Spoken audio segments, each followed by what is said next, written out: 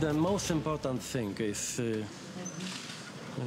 that the leaders take full responsibility for the political process to avoid the worst-case scenario, which means uncontrollable, chaotic accident.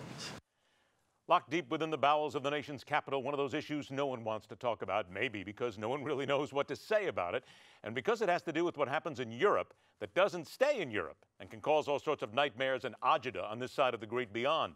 Let's begin there. Welcoming back the Newsmax chief political columnist and White House correspondent inside the Beltway with John Gizzi. John, let's get right to it, because there are some headlines out there with regard to Greece that say, well, if Greece melts down, who really cares? That's missing the point here, because you've still got Russia sitting on the other side of the fence, and that's really what the administration's concerned about, yes?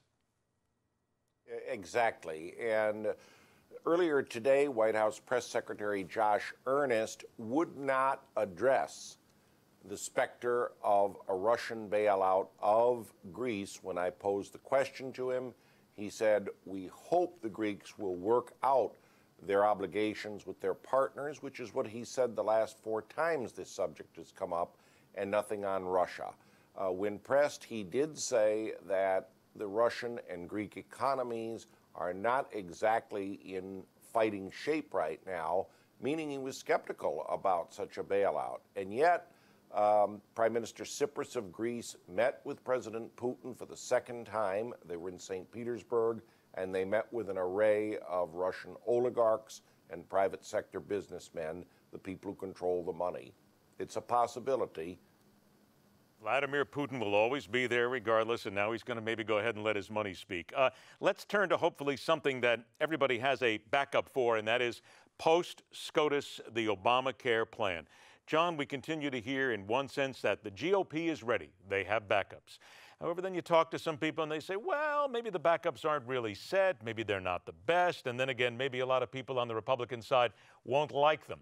Are you confident in the people that you talk to that they are ready to go should the Supreme Court rule in their favor?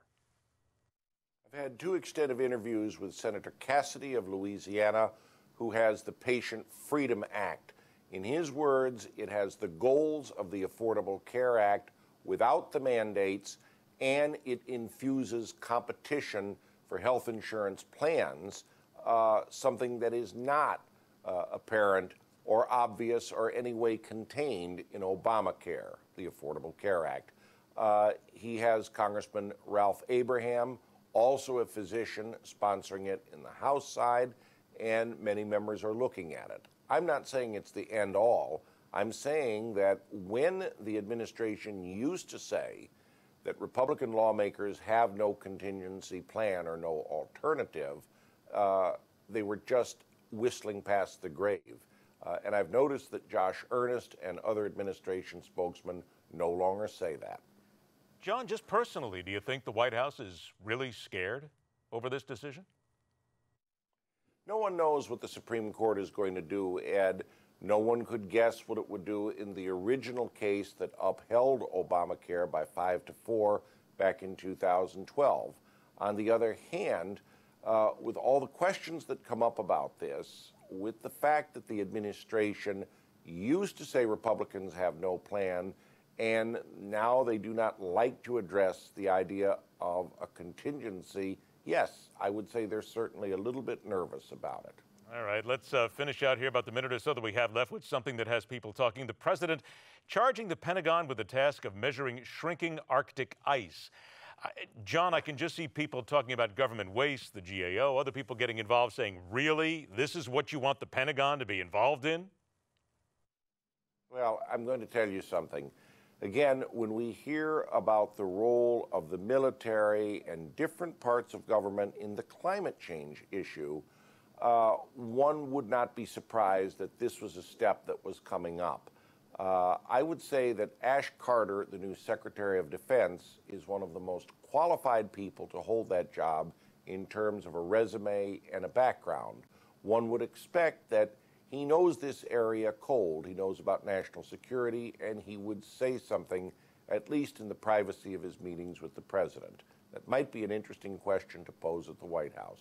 It might be indeed, because apparently a lot of what's being said is that decreasing seasonal sea ice in the Arctic has made some of the waters there navigable for longer periods, and as a result may contribute to new economic opportunities. I still hear the military in there, John. They can talk economic opportunities all they want. With respect, that is in the portfolio of the National Oceanic and Atmospheric Administration, NOAA, in the Department of Commerce, and I would say it should stay there because they have a pretty good record on issues like this. Yeah, I would say that's pretty good. See, John, that's why we call on you to do all this and explain it all. John Gizzi, always a pleasure, my friend. Have a great evening. We'll talk to you again soon. Looking forward to it, Ed. All right, take care. The only thing, the one thing that you can talk about with regard to Obamacare and SCOTUS at the moment, best guess, stay with us. We're coming back.